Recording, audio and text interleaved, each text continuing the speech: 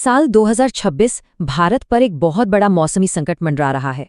एक ऐसा संकट जो हमारी खेती, हमारी अर्थव्यवस्था सबको हिलाकर रख सकता है। इसे कहते हैं सुपर एल नीनो। और ये हम सबके लिए इतना जरूरी क्यों है, चलिए समझते हैं। आने वाले कल को समझने के लिए हमें थोड़ा पीछे चलना होगा इतिहास में। एक ऐसी घटना जो हमें बताती है कि आने वाला खतरा कितना गंभीर हो सकता है। कल्पना कीजिए, साल है 1877, ब्रिटिश भारत का दौर, और गर्मियां इतनी भयानक हैं कि सड़कें गांव लाशों से पटे पड़े हैं। उस वक्त जो ब्रिटिश इंडिया का मद्रास प्रेसिडेंसी था, वहां एक ऐसा भयानक अकाल पड़ा कि अंदाजा है करीब करीब 2 करोड़ जानें चली गई। और देखिए, ये तबाही सिर्फ भारत तक सीमित नहीं थी, ये तो और भी चौंकाने वाली बात है। ठीक उसी साल चीन में भी कुछ ऐसा ही हुआ, एक विनाशकारी अकाल जिसमें लगभग 3 करोड़ लोग मारे गए। मतलब ये कोई लोकल नहीं, बल्कि ये ग्लोबल घटना थी। अब सवाल उठता है कि इसकी वजह क्या थी? कोई जंग? नहीं। कोई भूकंप? वो भी नहीं।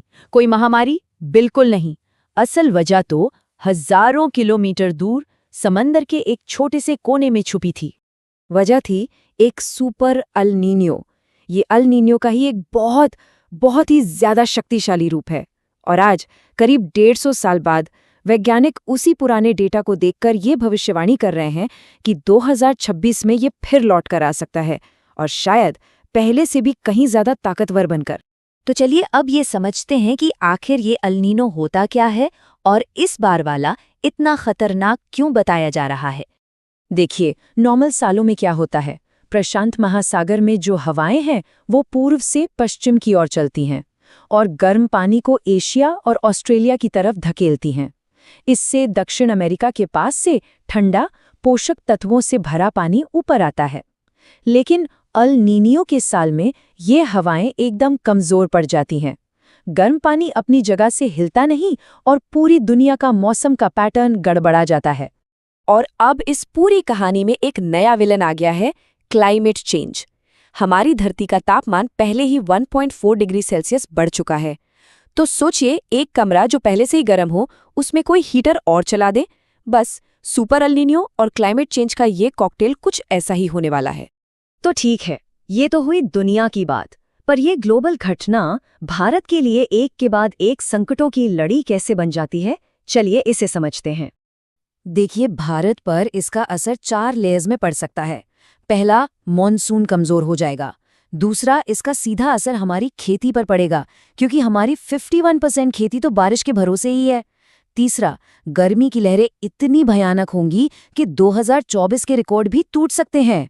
और चौथा, जब फसलें खराब होंगी तो जाहिर है खाने पीने की चीजें महंगी होंगी, महंगाई 9% तक बढ़ सकती है। ये तो सब आंकड़े हो गए, लेकिन इन आंकड़ों के पीछे जो इंसानी कीमत है वो कहीं ज्यादा बड़ी है। समस्या ये है कि गर्मी से होने वाली मौतों का सही आंकड़ा हमारे पास है ही नहीं। सरकारी आंकड़े कुछ हजार बताते हैं, जैसे एनसीआरबी और आईएमडी, लेकिन कुछ डिटेल्ड एनालिसिस ये बताते हैं कि असली संख्या हर साल करीब 1.5 लाख हो सकती है। फर्क देख रहे हैं? और इसमें एक बहुत बड़ा पेंच है। सरकार हीट वेव को आधिकारिक तौर पर आपदा यानी डिजास्टर मानती ही नहीं है।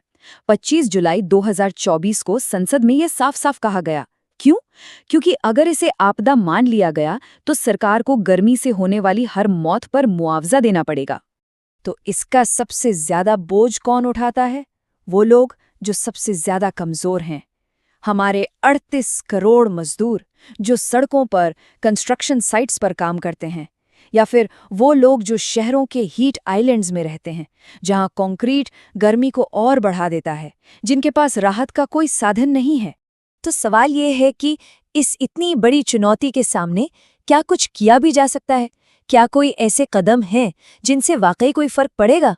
एक बहुत ही सरल और असरदार उपाय है। एक ऐसा उपाय जो तापमान को 12 डिग्री सेल्सियस तक कम कर सकता है, और वो है पेड़। लेकिन हम कर क्या रहे हैं? हकीकत ठीक इसके उलट है। आंकड़े बताते हैं कि 2015 से 2019 के बीच हमने जितने पेड़ लगाए, उससे 18 गुना ज्यादा पुराने जंगल काट दिए। मतलब हम अपने कुदरती एयर कंडीशनर को खुद ही खत्म कर रहे हैं। लेकिन इसका मतलब ये नहीं कि हम हाथ पर हाथ धरे बैठे रहें। कुछ चीजें हैं जो हम सब कर सकते हैं। अपने आसपास के पुराने पेड़ों को बचाने की कोशिश करें, गर्मी के मौसम में हमेशा पानी पिएं और बाहर काम करने वालों को पानी और छांव देकर उनकी मदद करें। और अगर मुमकिन हो तो सोलर पैनल लगाकर ग्रिड पर अपनी निर्भरता कम करें। हर छोटा कदम मायने रखता है। और आखिर में बस एक सवाल के साथ छोड़कर जा रहा हूं। सोचिए, 2026 में जो बच्चा पैदा होगा उसके लिए 45 डिग्री का तापमान ही गर्मी का नॉर्मल होगा। वो कभी जान ही नहीं पाएगा कि हल्की गर्मियां कैसी होती थीं। ये वो भविष्य है जो हम उनके लिए बना रहे हैं। सवाल ये है कि क्या हम इसे बदलने के लिए कुछ करेंगे?